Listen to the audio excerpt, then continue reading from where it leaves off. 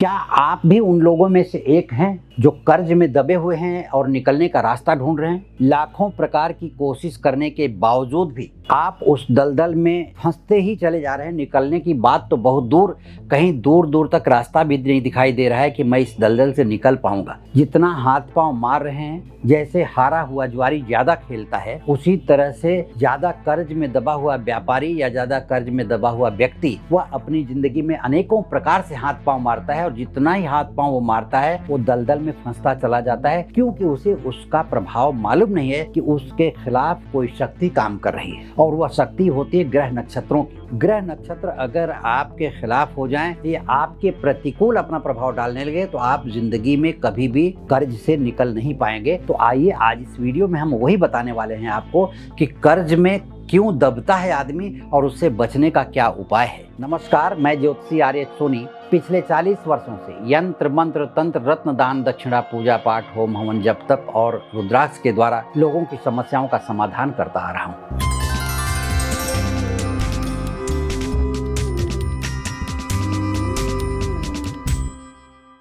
कर्ज जीवन में वित्तीय संकट का प्रतीक है कि धन का संकट आपके सामने आया हुआ है। जब भी हमें धन की कमी महसूस होती है और हम किसी काम को पूरा करने के लिए सोच रहे हैं, जा रहे हैं, हमारी मनोकामना है कि हम ये काम पूरा करें, हमने मन में ठान लिया है कि ये काम पूरा करें, तो हमें कर्ज लेना पड़ता है। कर्ज के प्रकार कई हो सकते हैं। जैसे आदमी बीमार है तो भी कर्ज लेता है। कई बार व्यक्ति को मजबूरी में कर्ज लेना पड़ता है, और कई बार तो वो शौक पूरा करने के लिए भी कर्ज लेता है। जैसे जरूरत नहीं है फिर भी वाहन खरीदना है तो 10-20-50 लाख का कर्ज बैंक से ले लेता है, या क्रेडिट कार्ड से अपने शौक पूरा करता है, कपड़ों को खरीदता है या जीवन के आवश्यक वस्तुओं को खरीदता है जबकि जरूरत नहीं है। ऐसा कभी कभी देखा जाता है। तो मेरा क्या कहना है कि कर्ज लेने का प्रकार अलग अलग हो सकता है, लेकिन कर्ज देने के लिए चुकता करने का प्रकार एक ही होता है कि धन का फ्लो होना चाहिए, आपके पास पैसे की आवक होनी चाहिए, तभी आप कर्ज चुकता कर पाएंगे।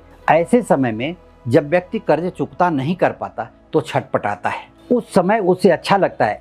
अब मैं आपको यहाँ समझा देना चाहता हूँ ज्योतिष शास्त्र के आधार पर कि हमने ये पाया है, अपने 40 सालों के अनुभव में ये पाया है कि कर्ज व्यक्ति को लेने के लिए ग्रह नक्षत्र ही प्रेरणा देते हैं, क्योंकि उसे बाद में तकलीफ देना है। तो तकलीफ देना है उसे, तो पहले ही वो शुरुआत वैसी नहीं करेंगे तो बाद में तकलीफ देंगे कैसे। तो पहले वो प्रेरणा देते हैं कि आप कर्ज लीजिए।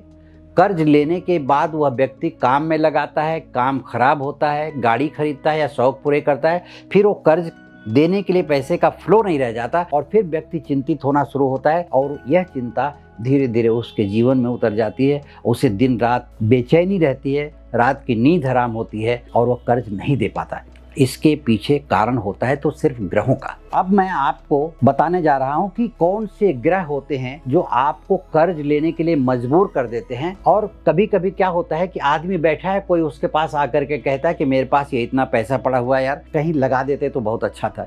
वो आदमी नहीं चाहते भी उस व्यक्ति का पैसा ले लेता है और कहीं अनचाहे ढंग से उसको लगा देता है।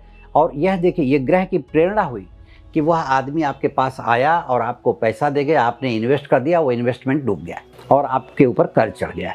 तो ये कर्ज मैं आपको समझाता हूँ कि द्वितीय दूसरे घर का मालिक छठे में बैठ जाए तो कर्ज लेने पर आदमी मजबूर हो जाता है। 11वें घर का मालिक छठे घर में बैठ जाए, 8वें घर में बैठ जाए, 12वें घर में बैठ जाए, 12वें घर में बैठ जाए तो यात्रा करने के लिए आदमी कर्ज ले लेता है, फॉरेन घूमने के लिए आदमी कर्ज ले लेता है। छठे घर का मालिक चौथे घर में बैठ जाए तो घर बनाने के लिए कर्ज ले लेता है आदमी। छठे घर का मालिक दशम में बैठ जाए तो व्यवसाय करने के लिए कर्ज ले लेता है। अब वह दशम में बैठा हुआ ग्रह शुभ है अशुभ है, या किसी शुभ ग्रह की दृष्टि है तो वह कर्ज धीरे धीरे व्यक्ति चुकता कर पाता है, और नहीं शुभ ग्रह की दृष्टि है और वो ग्रह अच्छा नहीं बैठा हुआ है, अपने अच्छी राशि में नहीं बैठा हुआ है, तो व्यक्ति का कर्ज दिन प्रतिदिन बढ़ता चला जाता है और कर्ज के बोझ तले एक दिन दब जाता है। तो मैं ये समझाना चाहता हूँ कि ग्रह गोचर में हमेशा ये स्थिति नहीं पैदा होती। या तो बुरे ग्रह की दशा चले, महादशा चले, अंतरदशा चले, प्रत्यंतर दशा चले, तो कुछ 1 महीने 2 महीने में भी घटना घटित हो सकती है। या गोचर में ग्रह जब आते हैं, 12 राशियों में अलग अलग ग्रह अलग अलग अपने समय के अनुसार जो चक्र में घूमते हैं, तो उस समय जब चक्र में घूमते हुए छठे से गुजरते हैं या छठे भाव का मालिक 12वें में बैठा होता है, 8वें में बैठा होता है, तो इस तरह की स्थिति पैदा होती है कि वह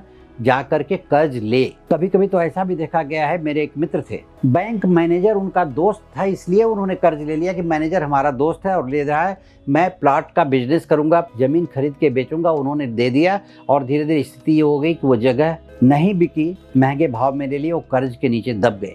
तो इसमें बैंक मैनेजर का दोष नहीं, ये ग्रह नक्षत्र ही इस तरह की स्थिति पैदा करते हैं कि आपका मन उस तरफ झुकेगा और आप उस कार्य को करेंगे। अब इसके बारे में मैं आपको समझाऊंगा कि यदि आप कर्ज के बोझ तले दब गए हैं तो मैं कुछ उपाय बताने जा रहा हूं, उस उपाय को करके आप कर्ज से निवृत्त हो सकते हैं। तो आइए मैं उस उपाय को बताता हूं आपको। तो मैं कुछ प्रमुख उपाय बता रहा हूं कि यदि आप कर्ज के बोझ तले दबे हुए हों तो सबसे पहला काम यह है कि आपको अपनी जन्म पत्रिका का विश्लेषण करवाना चाहिए। जन्म पत्रिका का जब तक विश्लेषण नहीं करवा रहे हैं तब तक मैं आपको बता रहा हूं, या जिसके पास जन्म पत्रिका नहीं है वह भी यह उपाय करे कि कसौटी की माला, कसौटी एक पत्थर आता है, उसकी माला बनती है जो शनि और राहु से प्रेरित होती है। शनि का प्रभाव इस पे रहता है, राहु का प्रभाव रहता है। शनि कर्ज का कारक होता है, राहु कर्ज का कारक होता है, मंगल भी कर्ज का कारक होता है। तो अब शनि कर्ज का कारक है आपकी जन्म कुंडली के अनुसार, या आपको ऐसा लगता है कि हमारी शनि की 7.5 चल रही है, शनि की महादशा चल रही है, राहु की महादशा चल रही है, या राहु हमारा अच्छे घर में नहीं बैठा है, उस समय कसौटी की माला से नित्य भगवान शनि का एक माला जप करना चाहिए। ओम संग शनिश्चराय नमः, या राहु के मंत्र का जप, ये आपकी जन्म कुंडली के आधार पर मिलेगा, या हो सके तो शनि और राहु दोनों के मंत्र का जप करें। तो ये कसौटी की माला से अपने घर में बैठ करके सरसों के तेल का दीपक जलाकर, या किसी भी तेल का दीपक जलाकर, सरसों का तेल अगर उपलब्ध है, मस्टर्ड ऑयल, तो आप वो ले सकते हैं। तेल का दीपक जलाइए, दक्षिण की तरफ मुँह करके भगवान शनि के एक माला का जप करें, 108 बार जप करें।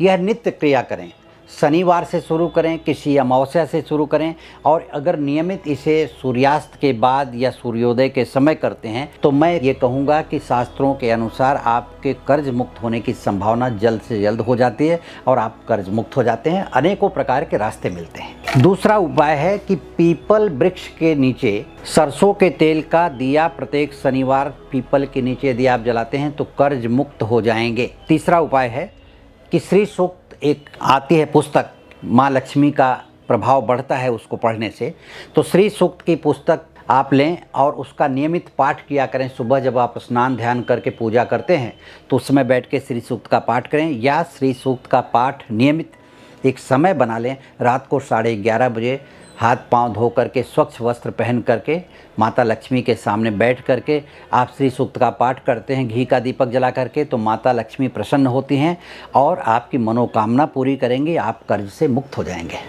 इस तरह के कोई भी सवाल अगर आपके मन में हो तो अपने जन्म कुंडली का विश्लेषण करवाने के लिए या मुझसे व्यक्तिगत रूप से संपर्क करने के लिए इस वीडियो के नीचे दिए गए लिंक पर क्लिक करें। इस वीडियो को शेयर करें, लाइक करें, सब्सक्राइब करें, तथा आपकी किसी भी प्रकार की मनोकामना हो इससे संबंधित तो आप हमारे कमेंट बॉक्स में लिख करके भेजें ताकि मैं उसका जवाब दे सकूं।